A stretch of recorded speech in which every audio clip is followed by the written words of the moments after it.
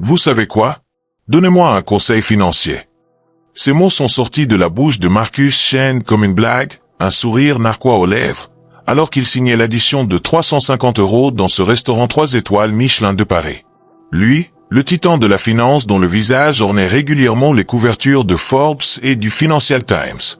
Lui, qui venait de conclure une fusion à 8 milliards d'euros quelques heures plus tôt, demandant des conseils financiers à une serveuse. La jeune femme qui se tenait devant lui, avec son uniforme noir impeccable et son badge indiquant « Léa », n'a pas ri. Elle n'a pas souri poliment non plus. Elle l'a simplement regardé droit dans les yeux, a posé son plateau contre sa hanche, et a dit quelque chose qui allait faire vaciller les fondations même de l'empire que Marcus avait mis 20 ans à construire. « Monsieur, avec tout le respect que je vous dois, vous êtes l'homme le plus pauvre de cette salle. » Le silence qui a suivi était si dense qu'on aurait pu le couper au couteau. Les autres convives fortunés, dans leurs costumes sur mesure et leurs robes de créateurs, ont levé les yeux. Les collègues de Marcus, qui l'accompagnaient pour célébrer leur victoire commerciale, ont retenu leur souffle. Un serveur a failli lâcher une bouteille de Château Margaux millésimée. Marcus Chen, habitué à ce qu'on acquiesce à chacune de ses paroles, à ce qu'on riait à ses plaisanteries même quand elles n'étaient pas drôles, à ce qu'on le traite comme un dieu de l'Olympe financier, s'est figé. Sa main, tenant encore son stylo Mont Blanc à 5 000 €, s'est immobilisée dans les airs. Ses yeux gris acier, qui avaient intimidé des PDG chevronnés lors de négociations impitoyables, se sont plissés. Pardon. Sa voix était glaciale, le ton qu'il utilisait juste avant de détruire la carrière de quelqu'un. Mais Léa n'a pas reculé. Elle n'a pas bégayé d'excuses. Elle a simplement continué, sa voix calme et mesurée, comme si elle énonçait une évidence mathématique. Je vous ai observé toute la soirée, Monsieur Chen. Vous avez vérifié votre téléphone 87 fois en 2 heures. Vous avez interrompu vos collègues 19 fois. Vous avez à peine touché à ce plat exquis que notre chef a mis des heures à préparer. Vous avez parlé affaires pendant tout le repas, négocié 3 appels téléphoniques, et vous n'avez même pas remarqué que l'homme à votre droite essayait désespérément d'avoir une vraie conversation avec vous. Les joues de Marcus ont commencé à s'empourprer. Autour de lui, ses associés regardaient leurs assiettes, embarrassés. Mais il ne pouvait pas détacher son regard de cette serveuse qui osait lui tenir tête. « Et en quoi cela fait-il de moi un homme pauvre ?» a-t-il demandé, sa voix tremblant légèrement malgré lui. Léa a pris une profonde inspiration. « Parce que vous ne possédez rien qui ait de la vraie valeur, monsieur. Vous avez de l'argent, oui. Probablement plus que je n'en verrai jamais dans ma vie. Mais regardez autour de vous. Vraiment regardez. » Et pour la première fois de la soirée, peut-être pour la première fois depuis des années, Marcus a vraiment regardé. L'homme à votre droite, Philippe, c'est ça. Il a essayé de vous parler de sa fille qui vient d'entrer à l'université. Vous l'avez coupé 3 fois pour prendre des appels. La femme en face de vous a commandé votre plat préféré pour le partager avec vous, comme vous le faisiez apparemment autrefois. Vous n'avez même pas remarqué. Et votre téléphone. Elle a marqué une pause. Il y a 43 messages non lus sur votre écran d'accueil. J'ai pu les voir quand vous l'avez posé. Pas un seul ne vient d'un ami ou d'un membre de votre famille. Que des contacts professionnels. Que des urgences commerciales. Le restaurant était maintenant complètement silencieux. Même les bruits de cuisine s'étaient tus. Comme si les chefs eux-mêmes écoutaient à travers les portes battantes. Marcus a senti quelque chose se briser en lui. Pas de la colère, comme il l'aurait attendu. Quelque chose de plus profond. Une fissure dans l'armure qu'il portait depuis si longtemps qu'il avait oublié qu'elle existait. « Vous voulez un conseil financier ?» a continué Léa, sa voix douce maintenant, presque compatissante. « En voici un. Arrêtez de mesurer votre richesse en euros, en actions ou en acquisitions. Commencez à la mesurer en moments. En rire partagé. En coucher de soleil regardez sans téléphone à la main. En conversation où vous écoutez vraiment. En nuit où vous dormez paisiblement sans penser à la prochaine transaction. » Elle a déposé l'addition signée sur la table avec une délicatesse inattendue. « Je gagne 1400 € par mois, Monsieur Chen.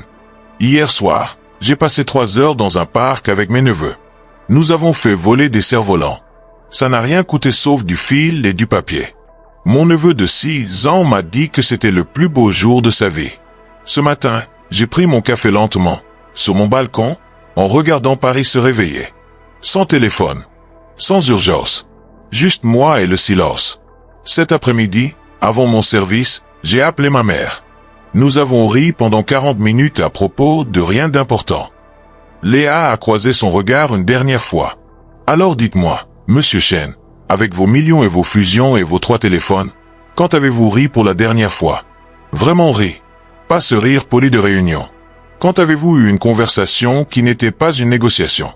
Quand avez-vous fait quelque chose simplement parce que ça rendait votre cœur léger? Marcus a ouvert la bouche pour répondre, mais aucun son n'en est sorti. Il cherchait dans sa mémoire, fouillait dans les dernières semaines, les derniers mois. Et il ne trouvait rien. Rien qu'un océan interminable de réunions, d'acquisitions, de tableaux Excel et de graphiques de croissance. Voilà mon conseil financier, monsieur, a conclu Léa en se redressant. La vraie richesse ne s'accumule pas dans des comptes en banque. Elle se vit. Elle se ressent. Elle se partage. Et elle ne peut pas être héritée, vendue ou négociée. Elle existe dans ces petits moments que vous échangeriez probablement contre votre prochain milliard, sans même y réfléchir. Elle a fait une légère révérence, professionnelle et respectueuse, puis s'est éloignée vers la cuisine, laissant Marcus Chen, l'un des hommes les plus riches d'Europe, assis dans le silence assourdissant de sa propre révélation. Ses collègues ne savaient pas quoi dire. L'un d'eux a tenté une blague pour détendre l'atmosphère, mais elle est retombée dans le vide. Philippe, l'homme qui avait essayé de parler de sa fille, a posé doucement sa main sur l'épaule de Marcus. « Elle a raison, tu sais, » a-t-il murmuré. « Ma fille s'appelle Emily. Elle étudie l'architecture. C'était tout ce que je voulais te dire. » Marcus a regardé Philippe, cet homme qu'il connaissait depuis 15 ans, avec qui il avait construit un empire, et il a réalisé qu'il ne savait même pas qu'il avait une fille. Cette nuit-là, Marcus Chen n'est pas rentré dans son penthouse de l'avenue Montaigne. Il n'a pas pris les appels urgents qui faisaient vibrer ses téléphones sans relâche. Il a marché, le long de la Seine, à travers les rues pavées du Marais, devant la cathédrale, l'homme le plus pauvre de cette salle. Il a pensé à son ex-femme, Catherine, qu'il avait quittée 3 ans plus tôt. « Tu es déjà marié, Marcus », avait-elle dit en partant. « À ton travail. Je ne peux pas rivaliser avec un amant aussi exigeant. » Il avait pensé qu'elle était dramatique, irrationnelle. Maintenant, ses paroles prenaient un sens nouveau.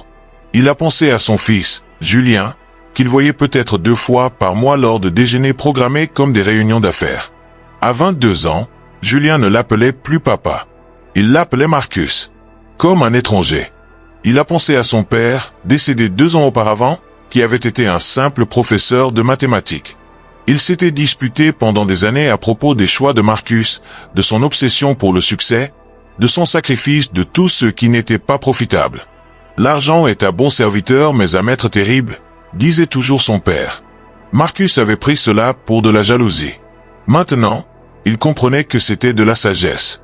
À 4 heures du matin, épuisé, les pieds douloureux dans ses chaussures italiennes à 1000 €, Marcus s'est retrouvé devant un petit café de quartier qui ouvrait pour les boulangers et les travailleurs du matin.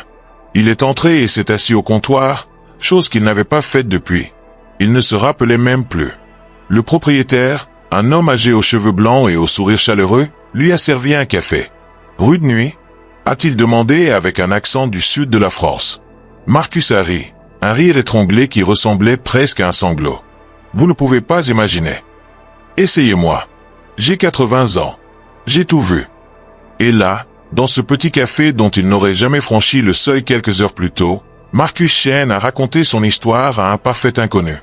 Il a parlé de l'empire qu'il avait construit, des sacrifices qu'il avait faits, et de la serveuse qui avait fait exploser sa réalité avec quelques phrases simples. Le vieil homme a écouté en silence, nettoyant des verres d'une main experte. Quand Marcus a fini, il a hoché la tête lentement. « Ma femme est morte il y a 10 ans, a-t-il dit doucement.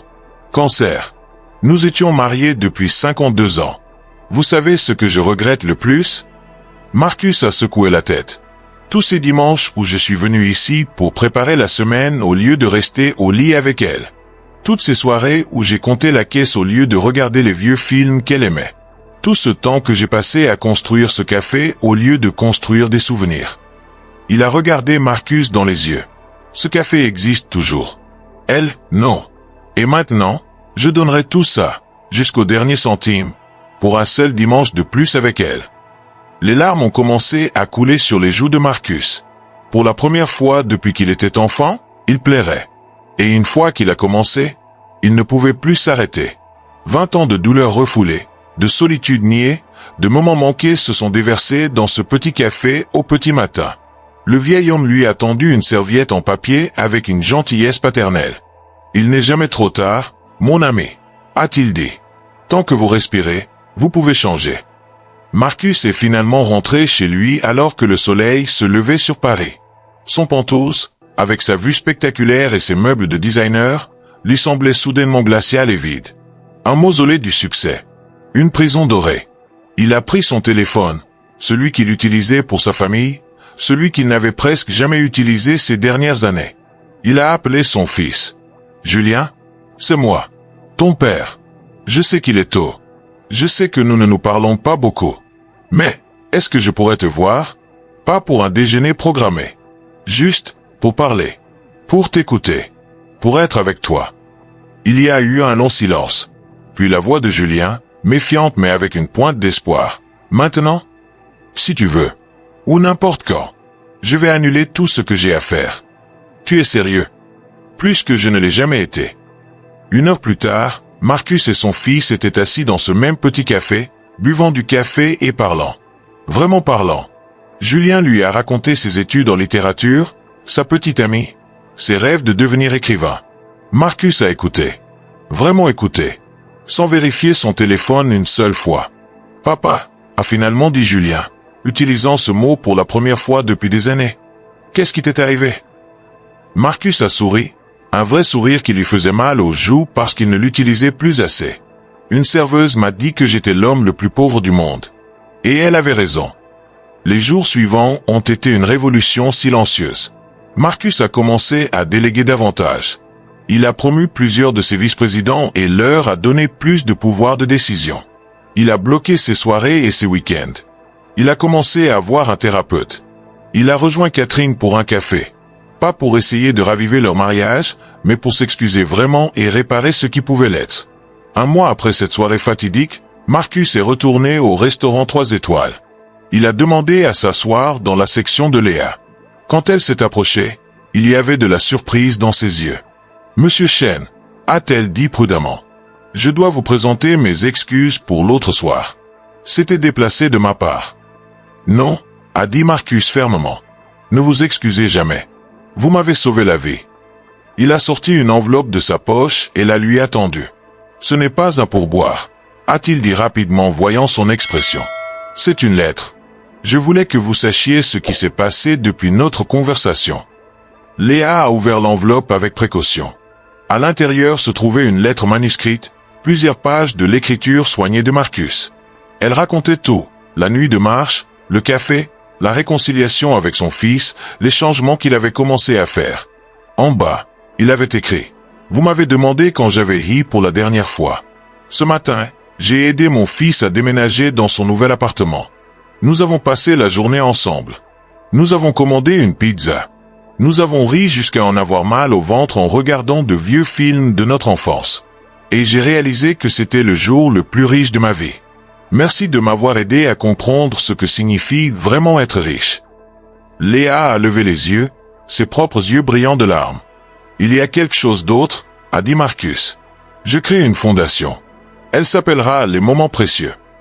Elle aidera les gens à se reconnecter avec ce qui compte vraiment, à trouver un équilibre entre le travail et la vie, à mesurer la richesse autrement. » Il a marqué une pause. « J'aimerais que vous en soyez la directrice. » Léa a ri, incrédule. « Monsieur Chen, je suis serveuse. Je n'ai pas de diplôme en gestion, je n'ai jamais dirigé quoi que ce soit. »« Non », a répondu Marcus doucement. « Vous êtes une enseignante. Vous m'avez appris plus en 5 minutes que toutes mes années à Harvard Business School. La question est, acceptez-vous » Elle a regardé la lettre dans ses mains, puis l'homme devant elle qui n'était plus le titan arrogant qu'elle avait servi 1 mois plus tôt. Il y avait de la douceur dans ses yeux maintenant, de l'humanité, de la vie. « Puis-je y réfléchir » a-t-elle demandé. « Prenez tout le temps dont vous avez besoin » a dit Marcus. « J'ai appris la valeur de la patience. » 3 ans ont passé depuis cette soirée. La fondation Les Moments Précieux existe maintenant dans 12 pays. Elle offre des ateliers sur l'équilibre vie-travail, finance des programmes de reconnexion familiale et aide les gens à redéfinir le succès. Marcus Chen n'est plus l'homme le plus riche d'Europe sur papier. Il a vendu la majorité de ses parts dans son entreprise. Il vit dans un appartement plus petit. Il conduit une voiture normale. Mais demandez-lui s'il est riche, et il vous montrera les photos sur son téléphone. Son fils Julien, dont le premier roman vient d'être publié. Sa petite fille qui vient de naître, qu'il garde 2 fois par semaine. Catherine, pas sa femme mais son amie maintenant, avec qui il prend le petit déjeuner chaque dimanche. Philippe et d'autres anciens collègues avec qui il fait de la randonnée chaque mois. Le vieil homme du café qui est devenu comme un deuxième père. Et Léa, qui a accepté le poste et qui change des vies chaque jour avec la même sagesse simple qu'elle a partagée ce soir-là. Marcus garde encore un souvenir de cette soirée qui a tout changé. L'addition du restaurant, avec sa signature et le total de 350 €. Au dos, Léa avait écrit un message ce soir-là, qu'il n'avait découvert que plus tard. Monsieur Chen, je ne sais pas si vous lirez ceci. Mais j'espère que vous comprendrez un jour que les choses les plus précieuses dans la vie ne peuvent pas être achetées. Elles ne peuvent qu'être vécues. Bonne chance dans votre recherche de vraies richesses. Il l'a encadrée. Elle est accrochée dans son bureau, pas celui de son ancienne entreprise, mais celui de sa petite fondation. Et chaque fois qu'il la regarde, il sourit.